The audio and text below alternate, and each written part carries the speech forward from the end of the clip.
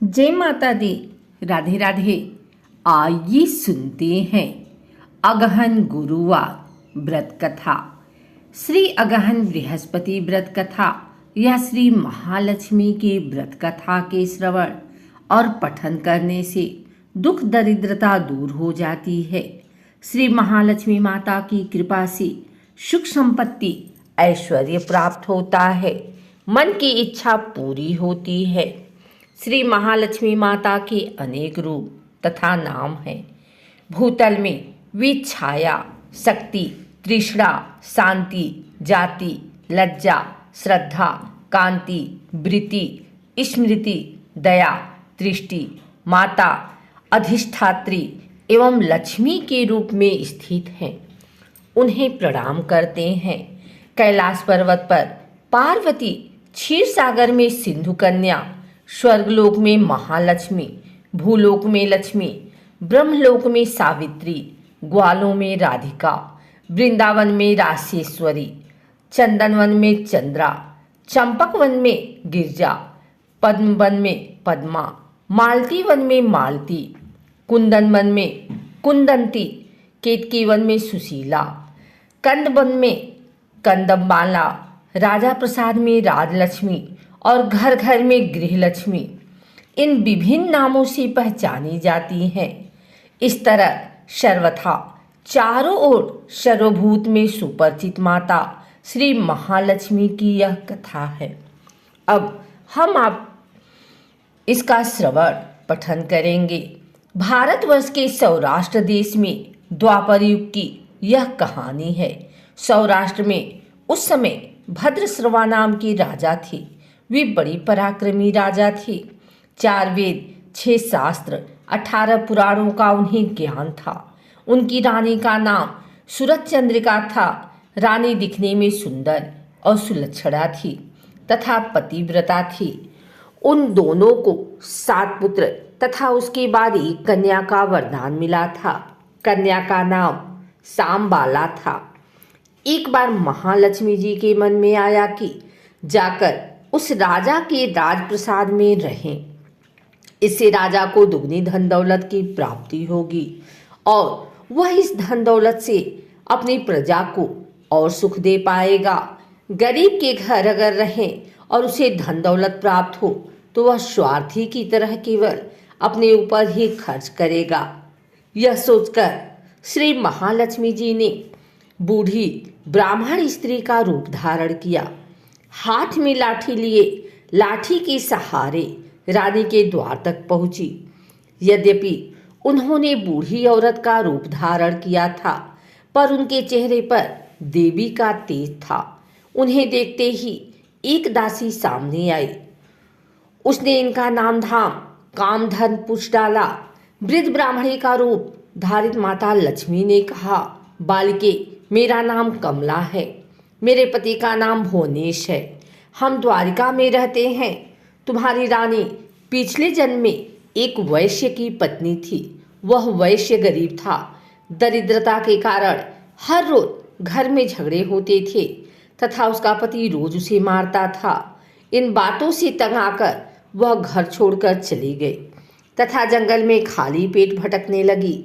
उसकी इस दुर्दशा पर मुझे दया आई। तब मैंने उसे सुख संपत्ति देने वाली श्री महालक्ष्मी की कथा सुनाई। मेरे कहने पर उसने श्री महालक्ष्मी का व्रत किया। श्री महालक्ष्मी प्रसन्न हुई। उसकी गरीबी दूर हुई। उसका घर संसार धन दौलत संतति संपत्ति से भर गया। बाद में पति पत्नी दोनों परलोक सिधारे। लक्ष्मी व्रत करने के कारण वे लक्ष्मी लोक में रही। उन्होंने जितने साल महालक्ष्मी का व्रत किया उतने हजारों साल उन्हें सुख भोग मिला। इस जन्म में उनका जन्म राजघराने में हुआ है, परंतु वह श्री महालक्ष्मी का व्रत करना भूल गई हैं। उसे यह दिलाने याद आई हूँ। बुढ़िया की बातें सुनकर दासी ने उन्हें प्रणाम किया तथा श्री महालक्ष्मी का व्रत किस तरह किया जाए इस बारे में पूछा। बुढ़िया रूप धारण किए हुए श्री महालक्ष्मी माता ने दासी को पूजा की विधि तथा महिमा बताई। इसके बाद वह दासी माता को प्रणाम कर रानी को बताने अंदर चली गई। राज वैभव में रहते हुए रानी को अपने ऐश्वर्य का बहुत घमंड हुआ था। संपत्ति तथा अधिकार की वजह से वह उन्मत्त हो गई थी। दासी द्वारा बताई गई बुढ़िया की बातें सुनकर वह आग बबूला होकर राज द्वार पर आकर बुढ़िया रूपी श्री महालक्ष्मी पर बरस पड़ी। उसे यह मालूम नहीं था कि श्री महालक्ष्मी माता बुढ़िया का रूप धारण किए द्वार तक आई हैं, परंतु रानी का इस कदर रूखा बर्ताव तथा अपना अनादर देखकर माता ने वहां ठहरना ठीक न समझा।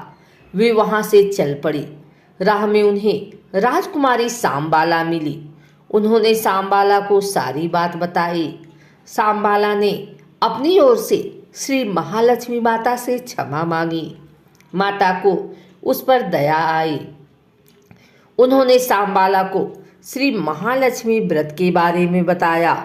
उस दिन अगहन माह का पहला गुरुवार था। सांबाला ने परम श्रद्धा से श्री महालक्ष्मी का व्रत रखा। फलस्वरूप राजा सिद्धेश्वर के सुपुत्र मालाधर से उसका विवाह हुआ। वह धन दौलत ऐश्वर्य वैभव से माला माल हो गई। पति के साथ ससुराल में आनंद से दिन बिताने लगी। इधर श्री महालक्ष्मी का प्रकोप हुआ। फलस्वरूप राजा भद्रश्रवा का राज्य एवं राज कारोबार नष्ट हो गया। यहाँ तक कि खाने के लाले पड़ गए। ऐसी हालत में एक दिन रानी ने राजा से निवेदन किया, हमारा दामाद इतना बड़ा राजा है, धनवान है, ऐश्वर्यशाली है, क्यों न उसके पास जाएं, अपना हाल उसे बताएं, वह जरूर हमारी मदद करेगा। इस बात पर राजा भद्रश्रवा दामाद के पास रवाना हुए। राज्य में पहुंचकर एक तालाब के किनारे थोड़ी देर विश्राम लेने के लिए ठहरे। तालाब से पानी लेते आते जाते दासियों ने उन्हें देखा। उन्होंने विनम्रता से उनकी पूछताछ की। जब उन्हें यह मालूम हुआ कि वे रानी सांबाला के पिता है, तो दौड़ते हुए जाकर उन्होंने रानी को सारी बात बताई। रानी ने दासी के हाथ राज परिधान भेजकर बड़े ठाट से उनका स्वागत किया तथा आदर सत्कार किया, खान पान करवाया। जब वे लौटने लगे तो सोने की मोहरों से भरा घड़ा दिया। राजा भद्रश्रवा जब वापस लौटे तो उन्हें देखकर रानी सूरज चंद्रिका खुश हुई। उन्होंने सोने की मोहरों से भरे घड़े को खोल दिया। पर हाय भगवान, घड़े में धन के बदले कोयले मिले। यह सब श्री महालक्ष्मी के प्रकोप से हुआ।